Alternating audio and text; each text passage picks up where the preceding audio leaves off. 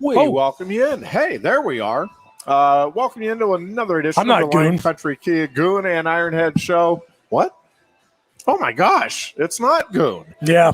Chris Buchignani once again called in relief. Hopefully have a little more success than the Pirates bullpen. And I texted you, Ironhead. I'm like the Charlie Batch of this program. Yes, you know, indeed. like the steady, reliable backup who'll come off the bench and give you some quality reps when you need them. Yes. Not the Mason Rudolph, and unfortunately no Myles Garrett to be seen down here, so I think we're safe as far as that goes. No, I'm not Landry Jones or Kent Graham. Oh, Lord.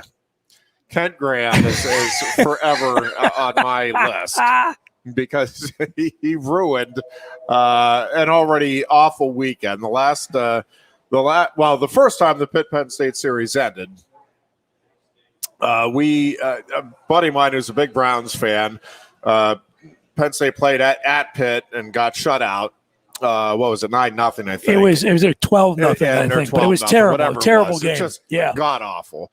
And then the next day, the Steelers played at the Browns. So we went down to that. Again, my buddy, a big Browns fan. Of course, neither of us are in a good mood going to the Steelers game. And the Steelers get the ball down to like the 5-yard line. They're down by 1 or 2 points. I don't remember the exact details now. But they just need the field goal to win. And Kent Graham takes a sack with no timeouts remaining with like 12 seconds left, and the idiots can't get off the field. It was the most so that was like to a football game and a lousy football weekend for yours truly. And of course, I'm dumb enough to wear my Steelers stuff into the stadium. So the whole way out, my buddy's kind of protecting me from getting absolutely barraged. And it was funny because he was trying not to gloat too much. So if that was the same weekend as that Pitt-Penn State game, we're talking about like the Chris Palmer, Tim Couch era Browns, right? This is correct. That's brutal. That's brutal. It was just absolutely awful. Kent Graham, Louisville, right? Am I remembering that right? Yes. Yeah, the Louisville guy. You know what I remember about him more than anything else? No, I know what I remember. I just shared it. So he was with the New York Giants before he went to the Steelers. Yep. And he was the quarterback of like the very middling Giants team that I want to say was like week 14 or week 15. They beat the 1998 Broncos, who looked like they were going to be the first team to go through the regular season undefeated. Yeah. And then of all things, Ironhead, this juggernaut team that absolutely like ripped through the AFC playoffs and destroyed the Falcons in the Super Bowl. Like that was a great team. They picked up from the kind of upset win over Green Bay the previous year, just top to bottom. Yeah. An absolute monstrosity of a football team. And they lost to Kent Graham. I'll never forget it. I'll never forget watching it and thinking like, oh my God, this is going to happen. One of the many, this team is finally going to lose, and Kent Graham is going to be the one who gets the scalp. In the crazy world of sports. Couple things that I want to get into right out of the gate. First of all, Penn State Auburn night game. And I think we're both presuming that will be the whiteout game here for 2021. And I'm certainly hoping that's the case. You know, and capacity crowd. Come on. Yeah, it has to be, right? Like, I mean, there is no, I mean, I guess you never know what's going to happen between now and then. But your Philadelphia Phillies broke the seal, man. I think as soon as they announced capacity plus tailgating, that was like permission for everyone else. And there's no reason not to. Correct. In my mind. I mean, absolutely not. Again, if you're not comfortable, and there may be many that aren't, nobody's forcing anybody to go, but there's no reason at this point, and certainly by the time September rolls around, presuming everything is continuing, we don't learn anything awful about the vaccine, and we don't have some other I would certainly hope not. god-awful strain that works its way over and is resistant and all of that stuff. Just presuming and knocking on wood that everything is basically as we know it today. Then again, in the fall, everything should be open back up the way really the way it had been before. Yeah, I agree. All hell broke loose with the pandemic. And I do think if that does happen and we are at full capacity, and I really, truly, firmly believe that is going to be the case. I mean, Penn State is certainly making every effort to make that happen.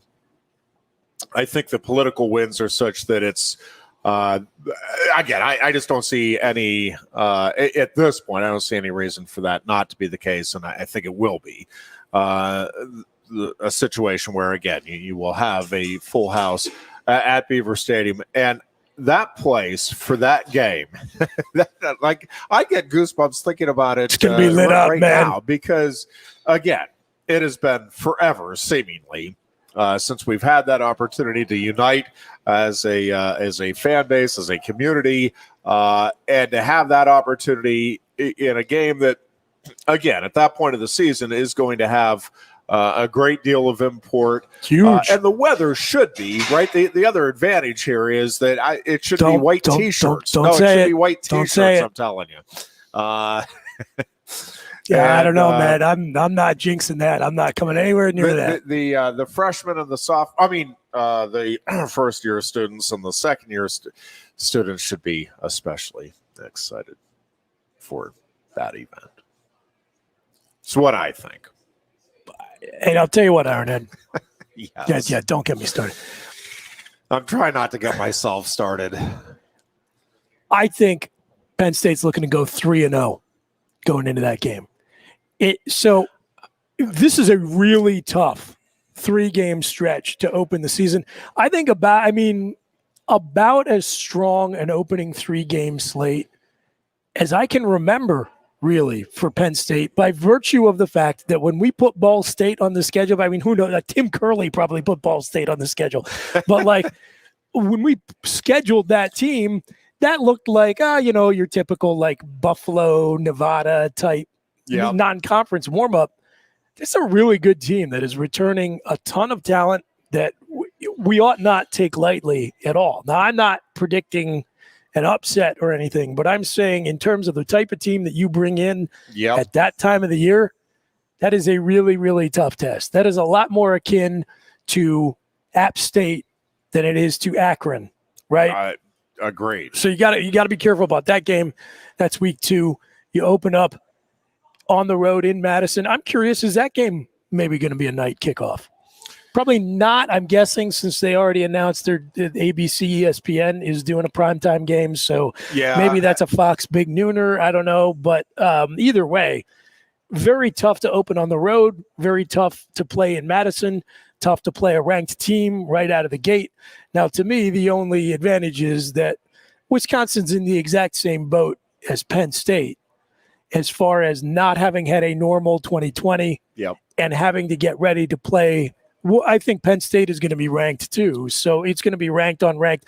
I have a good feeling about that. And I think most experts are believing that those are the two teams. Like everybody has Ohio State as the favorite again, and rightfully and understandably so. The two teams that are most likely to challenge, I think, in just about everybody's mind, it's Penn State and Wisconsin. So to have that game, I still. Part of me loves it, and part of me just thinks it's nuts to do that. To the teams. I mean, it certainly again adds all kinds of intrigue that often isn't there for the season opener, at least not since the days of the Kickoff Classic for Penn State. And I guess it's just going to be interesting to see how the dynamic, because normally. Right, you go through the 3 games, and usually there's, for most teams, there's a game there that you're at least concerned about. But, for the teams that believe they can contend anyway, you're going either 3-0 or 2-1. Yep. And then jumping into, the conference schedule. And so, there's always that feeling of renewal. It is going to be interesting, and it can play with your mind either way, win or lose that game. Right, readjusting that mindset then, not just, as you said, for a dangerous opponent the next week, And yeah, if you're hungover, either from celebrating too much or getting too down because already you're in the hole in the conference. Yeah, a weekend.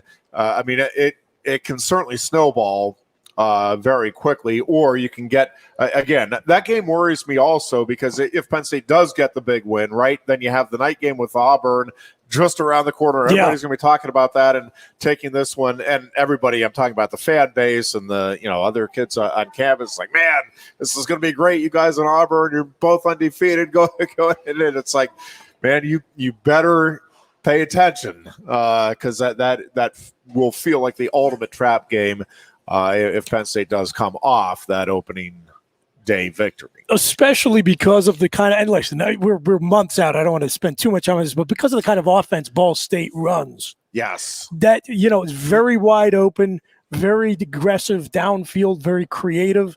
So they're the type of team that can hang around. And like you said, sandwiched between what you hope is going to be a big win on the road in your opener and a huge primetime matchup against an SEC ranked opponent.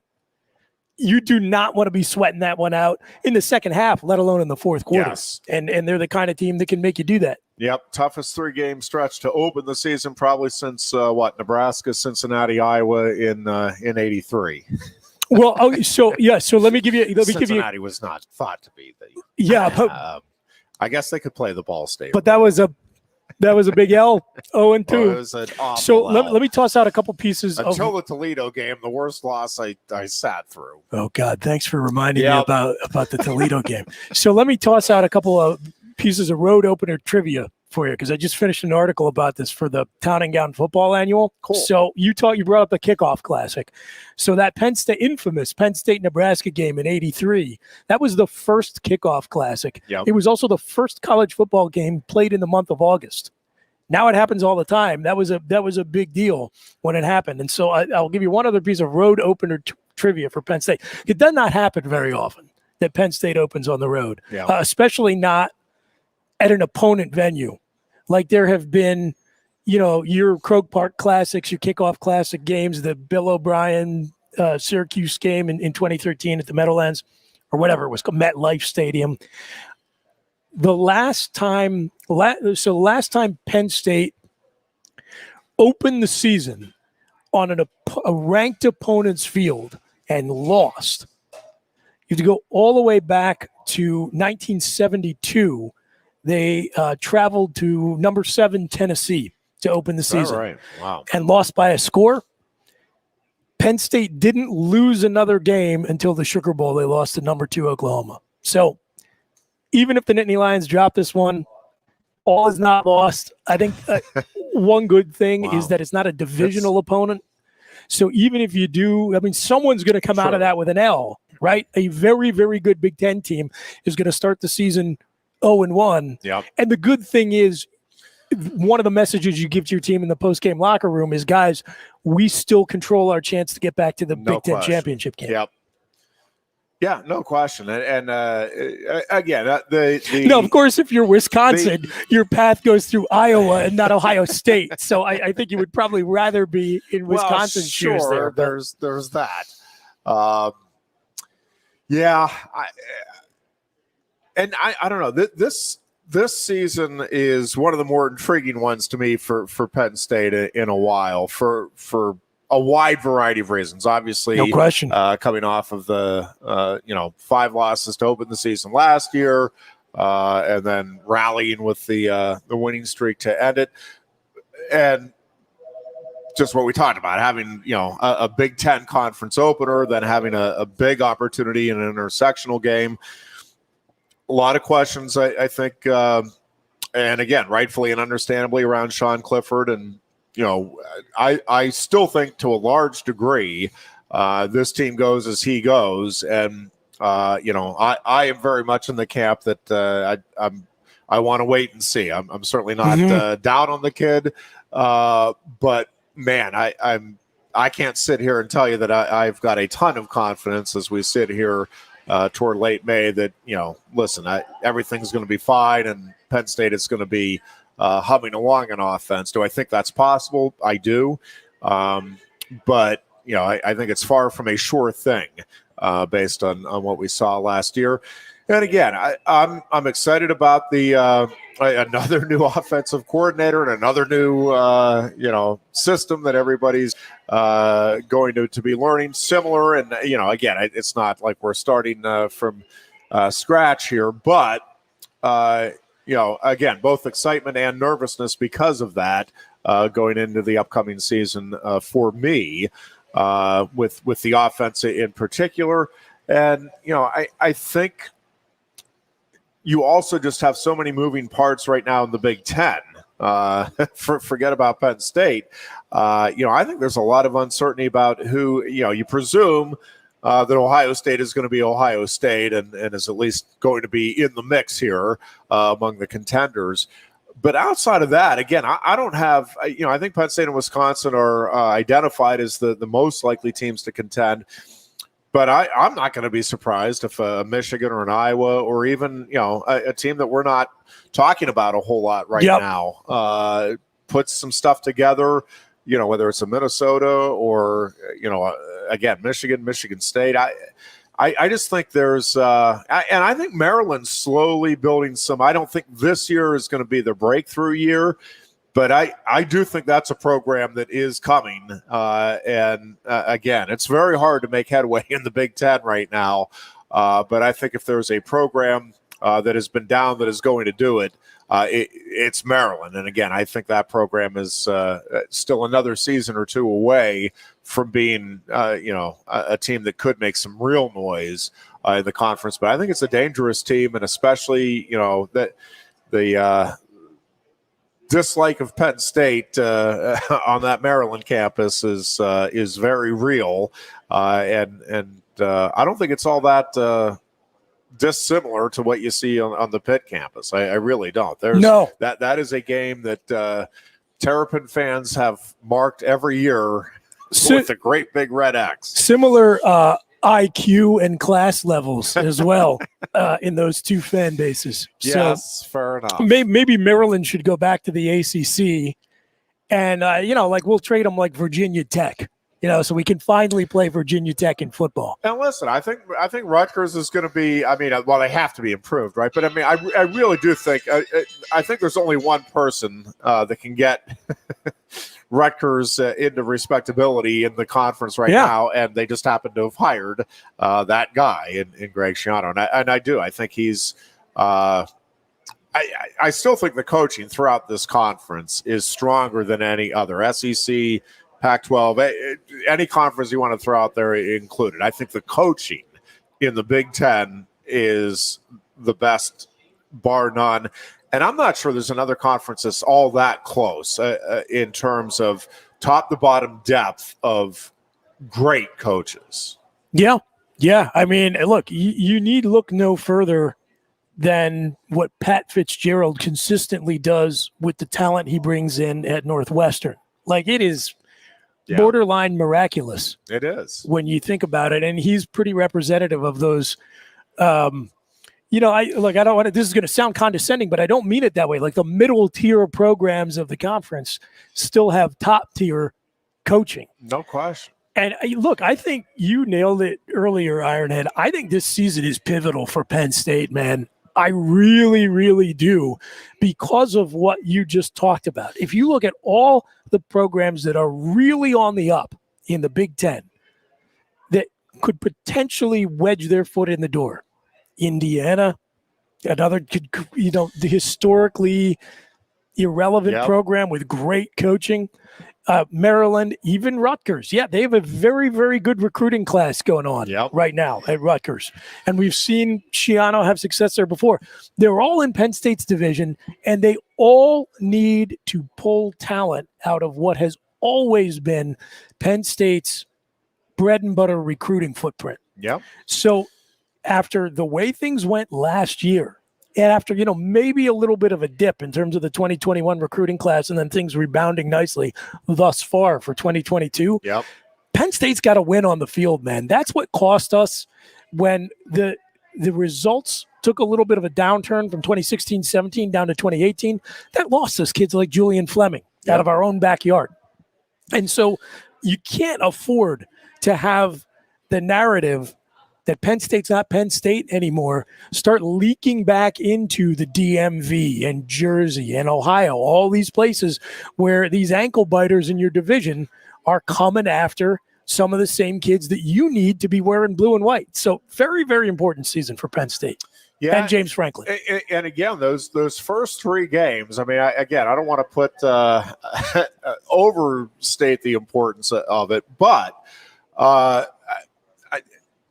two things. I mean, if Penn State gets off to a 3-0 start, has a thrilling victory over Wisconsin, and the whiteout crowd launches the program to the win over Auburn, right? Penn State is national, regardless of what happens the rest of the way. There is real momentum and a couple of spotlight opportunities, and Penn State is unquestionably going to be one of the most talked about programs. And man, they are back. Remember when they were 0-5 last year? They haven't lost since. And look at that perfectly set up to blow a top 10 ranking in a night game at Kinnick. So yeah, absolutely. Indeed. That's another reason to feel great about those first 3 games, because you look at the schedule and you say, what is the most ridiculously frustrating #Penn State way they can screw up this schedule? Well, it is absolutely to be in the top 10, go play a night game at Kinnick and lose like 13-9. Yep. And so, feel good about the Auburn and Wisconsin game, kids. Yep. But you can also see, right, it wouldn't be – Penn State could play well in those first 3 games and still be 1-2, and really could be 0-3 after those first 3 games, and have not played exceptionally poorly. And then again, the narrative quickly becomes what's wrong in Happy Valley, and do they need to make a change? And I mean, all of the stuff that you cringe thinking about, but again, those 3 games are as pivotal 3 games as I can think of, since, probably, James Franklin getting the kind of jump started in the run to the Big Ten title. But even that wasn't as pivotal. I mean, looking back on it, it was certainly the turning point, and it got the program back into elite status, but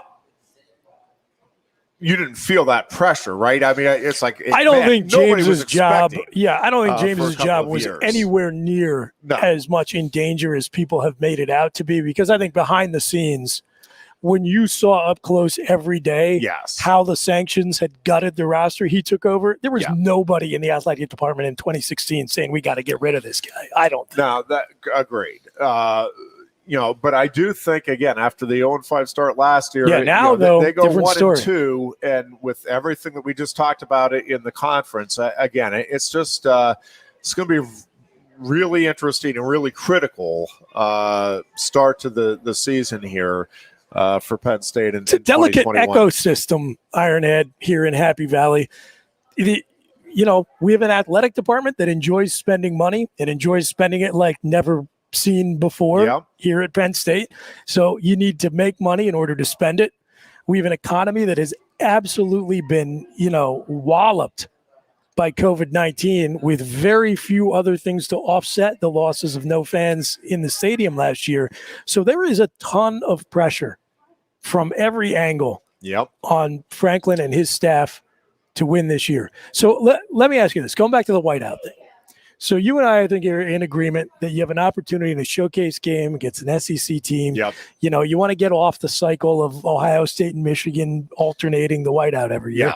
Great opportunity to do it in a month of the year in which weather is often known to be more hospitable. That's as far as I'm going to go. All right? We'll take not jinxing it. Yes. Here's an idea I saw just being floated around on social media. I don't know what I think about it, but I want to get your take. We didn't have a whiteout last year. We're hosting a game against Michigan in the fall. We're hosting Auburn in the 3rd week of the season. Why not make up for lost time and just do it twice? What do you think? I'd be okay with that. I wonder if that's something that they would I don't know what James Franklin's mindset with that is. I know, like with comparing oranges and apples a little bit here, and yes, I have to bring everything back to wrestling, but having the Bryce Jordan Center meet, game, sure. When they tried it with the second meet, the 1 year, there was some frustration on Cale's part that it wasn't drummed up enough to that we need to sell it out and all of those things. And listen, there's no danger. I mean, the football program is going to sell out Michigan whether there's a whiteout or not. And I think the excitement will be there either way. I guess the question is, how unique, how special do you want that to remain, that whiteout where it's, once a year?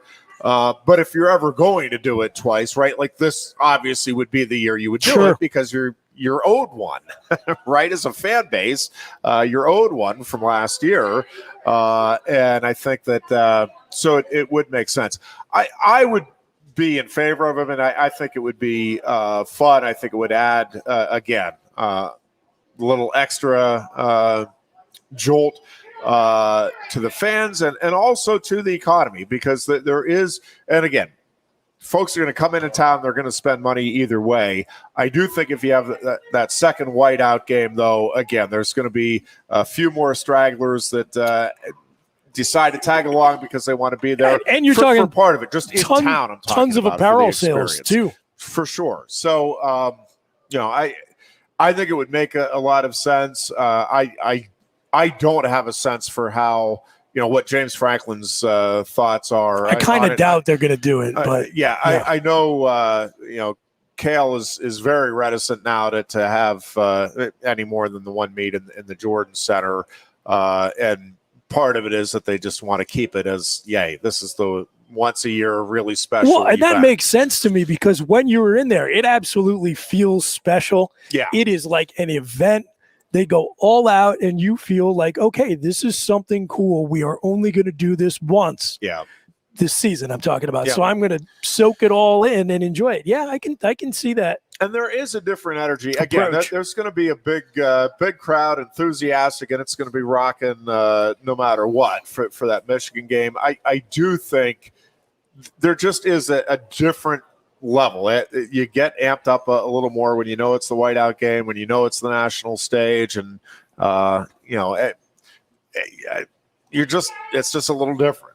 And that's what produces the adrenaline that lets you get loud enough to force a timeout before the first snap on offense, right? Yeah. So I think, but yeah, I would be okay with again if it was a 1 year, this year we're going to do it type of thing. I'd be okay with it. Yeah, I'm with you. I kind of doubt we'll see it. Michigan might be like the stripe out game or whatever. Okay, so let me throw one more question out at you since you brought up the stripe out. Okay, yeah. So this is like I always laugh at the stripe out game because it's like we're letting the opponent know that like you are the second tier important game for the season. Like we had to we can't do military appreciation if we got all university day. So like you're slotted in somewhere. You're the stripe out. Hey, look, you're not Akron. You're the stripe out. Right. So I heard someone, but it's a game you want to at least pretend has some significance, right? Sure. So I heard someone suggest that we ought to do the stripe out for hosting Indiana this year. And I am just curious, Ironhead, what do you think? Should we make any kind of a big deal as a program, as fans, either or, about the Indiana game this year? This is like a revenge game. Or is that like, are we already dignifying something that doesn't deserve a response by treating this like we need to get revenge and like we care about it? Like it's almost like insulting to Penn State football to care about playing Indiana, right? Like just the reaction of the Indiana fan base. Indiana and Penn State are so fascinating because they were like the exact mirror image of one another. And it would never in a million years to me, Ironhead, never occur to me to talk smack on Indiana fans if like Penn State beats them in basketball. Yeah. Like I have like just way, way too much self-awareness for that thought to even enter my head, let alone for me to actually do it. And I've said a bunch of times already, like I can tell Tom Allen personally and Indiana fans writ large are going to be talking about the time they beat Penn State the way Al Bundy used to talk about his 4-touchdown game. Yeah, like Tom Allen's going to be 95 telling his great grandkids about the time he beat Penn State on a bad call in the middle of a global pandemic when his team finished second in the division. Right. So all these people want to get worked up about playing Indiana. I'm like, no, like don't feed into it. Don't feed into the mania. I'm with you on that. Now, Maryland, whether you want to admit it and express it or whatever, I'm okay with keeping it behind closed doors. But there better be a little extra heat. Absolutely.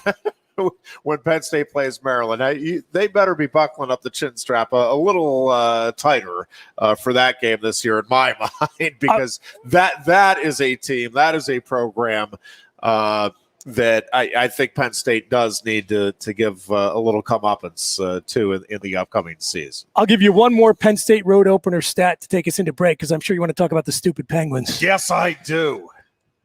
So I talked about the last time Penn State opened a season. An important second game of the You're not schedule. Kidding. You talk about must win, pivotal. So I talked about the last time Penn State opened a season on ranked opponent turf and lost. Number 7 Tennessee in 1972. The last time Penn State opened the season against a ranked opponent in their building, as they most certainly will against Wisconsin this year, and won. Number 18 Penn State in 1985. As you remember, again, they would go on to be national runners-up to Oklahoma, just like they were in 72 that season. Number 18 Penn State beat, believe it or not, Ironhead, number 7, preseason number 7 Maryland in College Park. Yeah.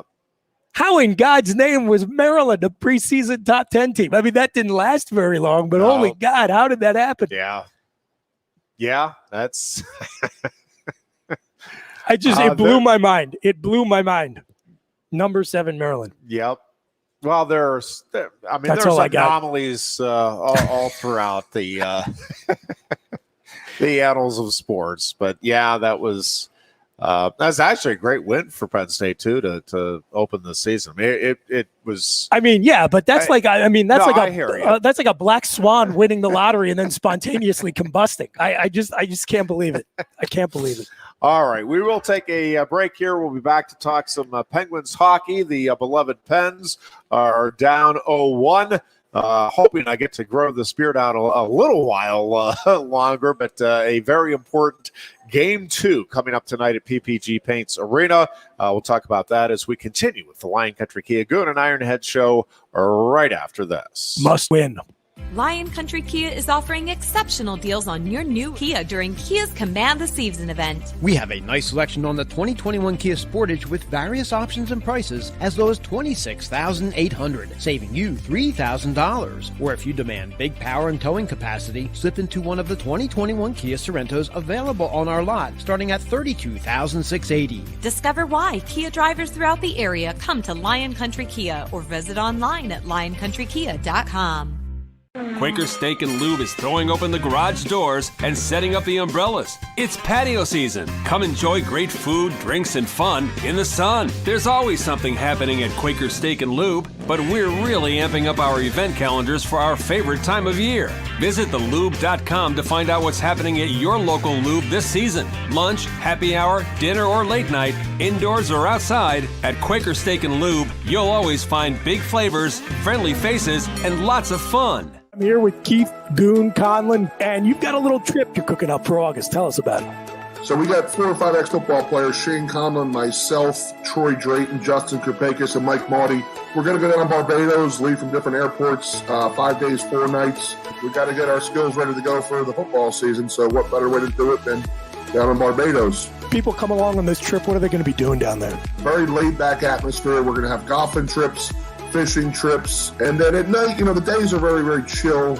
And then at nighttime, there'll be cocktail parties and, old viewings of old football games from Penn State. You might be watching the 87 Fiesta Bowl, the 95 Rose Bowl, a private viewing for all the people who were on the trip of Saving Your Roar, which is the 2012 team documentary. So the biggest thing is it is 100% refundable. LionsLegendsTravels.com. Everything is on there. It's $19.95 a person. There's multiple airports, so check in. Good stuff, Goon. Lions Legends Travel. Check it out.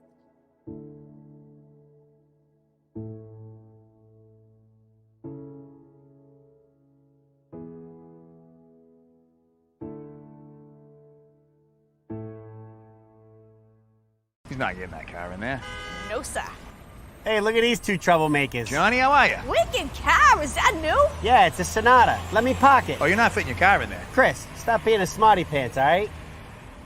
Look who's got Smart Park. Even Bruiser can park it. Just hit the clicker. I can park it anywhere. Beaver Stadium? Parked it. Even the Jordan Center? Parked it. Even Medler Field? Even Bruiser parked it. Hey, you can't park there. He's got Smart Park! Wicked smart. Blaze Alexander Hyundai. It's wicked smart. Oh, hey, we're back. Hey, welcome back. Good to have you. Good to be had.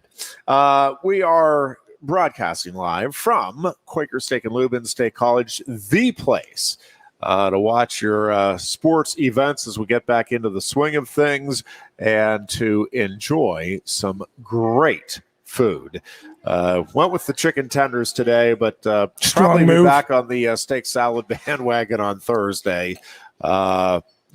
You can't go wrong, though. The burgers, the wings, they just they do it all right here at Quaker Steak and Lube.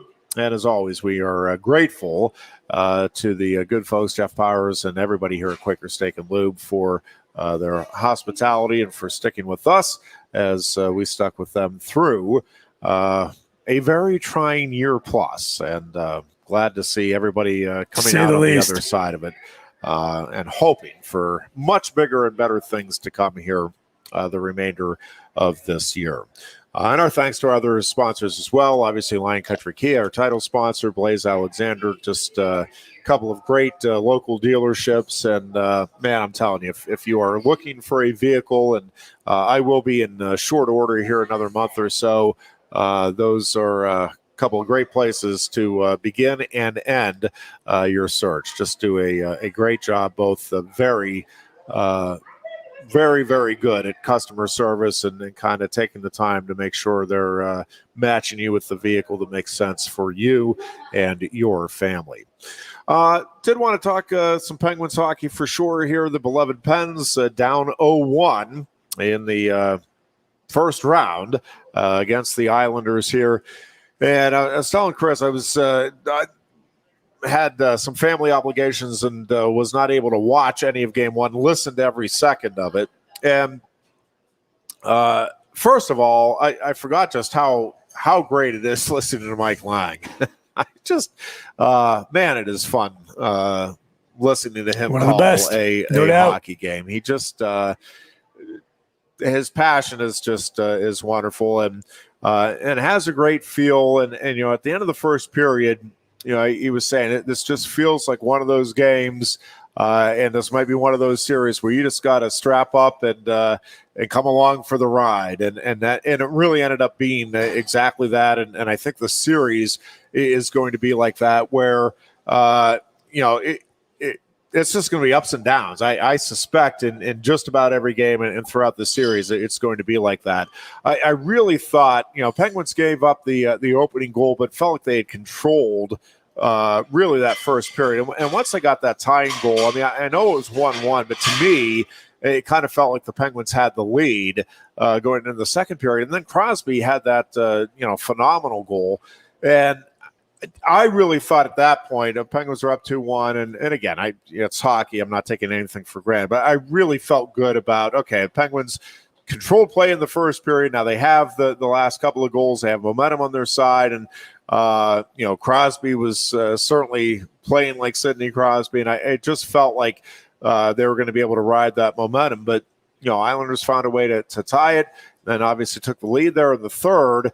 And then, Penguins answer right away. And again, same thing. I'm like, man, it feels like Penguins are the better team. They're going to find a way to win this. And all credit to the Islanders. That team just found a way to get it done, kind of willed itself to victory there in game one. Which has kind of been the personality they have taken on these last couple seasons. Yep. And I mean, listen, it is a dangerous team. Any team is dangerous in the playoffs. Again, we talked about that going in. I always get leery when people start, you got to hope that you're this seed so you get this matchup. And, you just have to be careful what you wish for when it comes to playoff hockey and matchups. I still do feel good about the Penguins. Even if Malkin is out here, and it sounds like, I don't know if it's official now that he's out tonight, but it certainly sounds like he's going to be a scratch again. I still think, Crosby's greatness is still fun to watch if you're a Penguins fan, especially. And I just think this is one of those games where the team rallies around the captain and they find a way to get it done. It wasn't in listening to it, and again, I didn't see any of it. I mean, I saw some of the highlights afterward, but in listening to it, it really did feel like the Penguins were in control much of the game. I mean, it went largely the way the Penguins would have wanted it to go in terms of the play, and even killing off the couple of minors there and the 4-minute penalty, and then almost getting the shorthanded goal. It just felt like they were playing the way you want them to play in the playoffs. But the thing about it, and it's hockey in general and playoff hockey in particular, is, again, you got to find a way to win. You can play great, just like soccer. By the way, hats off to Marshall. Unbelievable. The Marshall men's soccer team winning the NCAA championship. Thank you so much, by the way. You know where I'm going with this, Ironhead. Yeah. I do know where you're going with In case people don't know what I'm talking about, Penn State was very, very good in men's soccer this year, did not make the finals. And you know who was better than Penn State, at least in terms of how far they went? Yeah, the Pitt Panthers. Yeah. So I was all set to hear Pitt soccer fans to coming out of the woodwork. So Marshall, that men's soccer program at Penn State is look out, man. Yeah. They are. Oh, Penn State's going to be a soccer school really over the next few years, for sure. Really special. I feel good about the Penguins going into tonight, but I am really nervous about the result. I have no doubt. And really, I thought in listening to it, I thought the Penguins played a good hockey game. I mean, I think they largely did what they wanted to do. I don't think Jarry, he had a couple of good saves, and at least from what it sounded like, and again, I didn't watch the game. I did see a couple of the Islanders' goals. I wouldn't call them soft goals, but they certainly. I think they're goals that you need Jarry to stop. They're shots that you need him to stop and not let in. So I think they need him to have a better overall game certainly tonight to really feel good about things moving forward. But the other thing about this is you were talking about it being a must-win game. The thing about hockey is I think you can go. It's unlike, to me, it's unlike like basketball or baseball. And listen, I get it. We've had teams come back from 0-3 deficits rarely, but it happens in basketball and baseball. But the momentum can swing so quickly and so and it doesn't even need to be a momentum swing, right? In hockey, you can be down 0-3 and you can still have a ton of confidence and be playing your game and find a way to win 4 straight. I think much more easily than Flyers, Bruins, or for sure. Goon would be very upset if I didn't remind you, Ironhead, that even if the Penguins lose tonight, once upon a time, Philly came back from an 0-2 deficit in the postseason against the Penguins. It took a whole hell of a lot of overtimes to do it. Did. But you know what? It doesn't matter. Yeah, so I think you're right about that. Must win is probably a bit of an exaggeration. I do think it's different, though. I think it is different based on the history that Pittsburgh brings into this series. For right? sure. No, for sure. And I do think, I mean, it's an important game. Whether you call it, label it a must-win or whatever. You certainly, if you're a Penguins fan or anybody affiliated with that organization, I mean, this is a game you really want, if not need, because you want to get back to, again, at least an even playing surface heading back to the Islanders for games 3 and 4.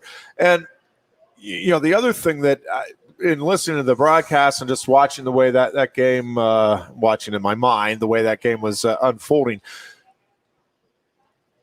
I am concerned as a Penguins fan that this is going to be a series where overtime is not an unfamiliar refrain. And I just think, it is such a long, grueling postseason to begin with.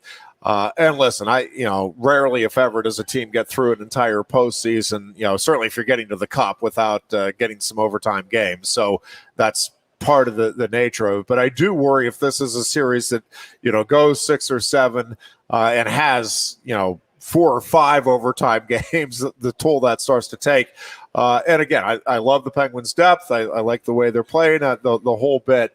But again, we've just seen it. It just, there's such a fine line there between not finding a way to win and losing. And the Penguins are, again, if not truly up against it tonight, certainly I think need to play as though their backs are against the wall, because this is a game that I think if your ultimate goal here is to win the Stanley Cup, this is a game you want and borderline need to win in regulation. Yeah. Get things kind of back to, all right. Take a 3-1 lead, win it 4-2 comfortably. Yeah, and sure. Listen, and again, I thought the defense overall, from what, again, listening, I think overall was good. A couple of small breakdowns, and the one led to the tying goal there for the Islanders. But I think overall, again, the Penguins are playing good hockey, and I think they're getting good play from all of the lines. And what the Islanders were getting out of their third line was remarkable. That's the thing. That team is so good at being irritating. Yes. You know what I'm saying? Absolutely. Like they just hang around. And you were talking earlier about the good job Pittsburgh did killing off a series of penalties. The only issue with that is when you get into that situation, especially against a team like the Islanders, and you're in a 1-goal game, you have expended a ton of physical and emotional energy, essentially accomplishing nothing, right? Yep, right? You get through all of it unscathed, and you're still one bouncing puck away from the game entirely changing, right? Yep, no question. And I think Letang, again, listening to it, it sounded to me like Letang was a little fatigued there toward the end of the third and overtime. Well, I mean, to be fair, he is like 75 years old. Well, there's that, and they're asking him to play, about 75 minutes a game, it feels like sometimes. So, I don't know. I'm excited. I really do love playoff hockey. I mean, I know Goon and I have talked about this a lot.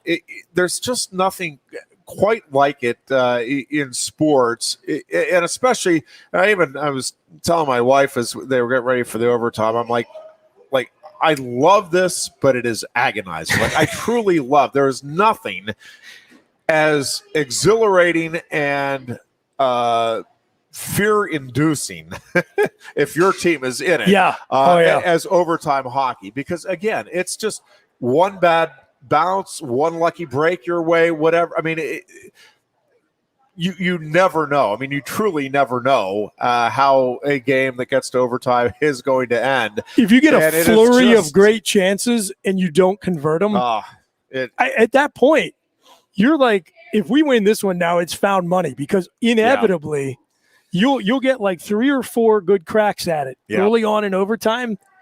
And then if none of those pans out, one of two things is happening. You should brew coffee because you're going to be there for like another Yes. 2 hours.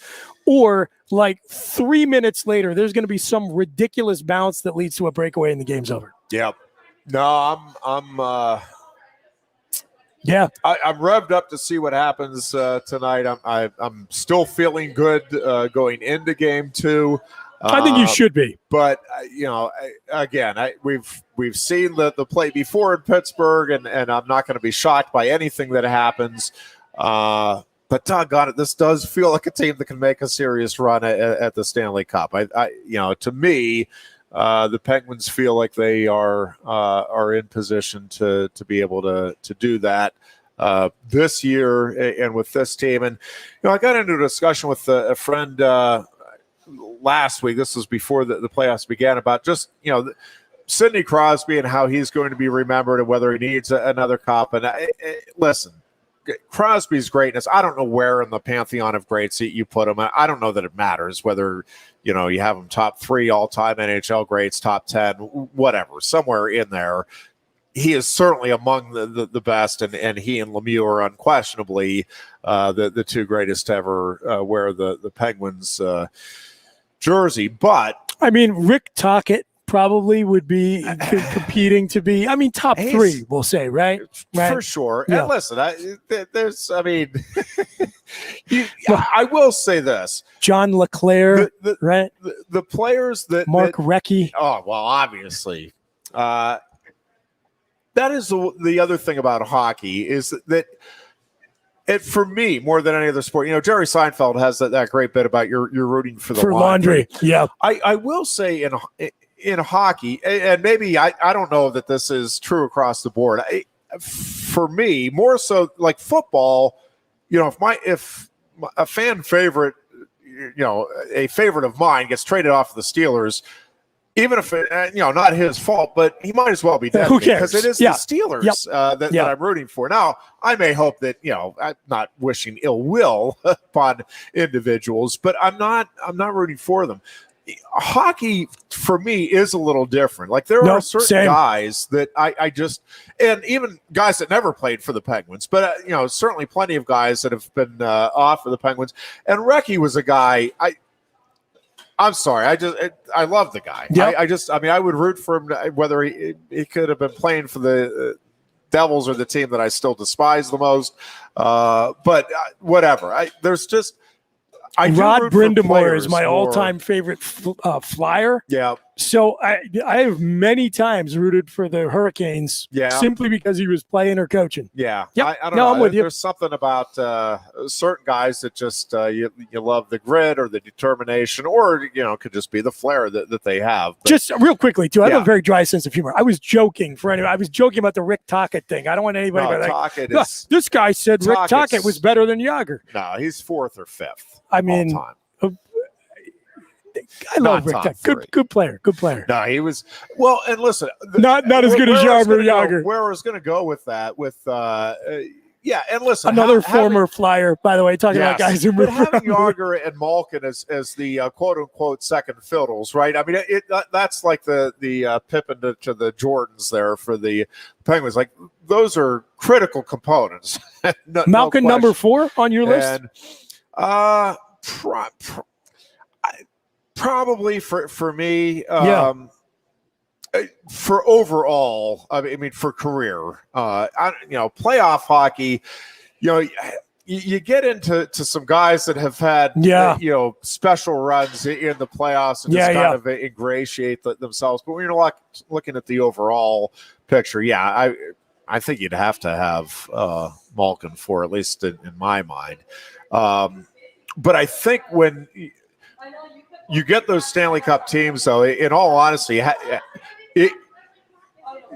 you certainly need and feed off of the Mario Lemieux and the Sidney Crosbys, but you do need those role players and the guys that when we talk about Chris Letang, I don't know outside of Crosby there's anybody more important or has been more important to the Penguins, Malkin included, in terms of running that show and getting this team into position to be able to do big things. And that's the reason I do think the Penguins have a real shot here this year. And again, as a Penguins fan who's been through it, I'm not going to be shocked if I genuinely will not even be shocked.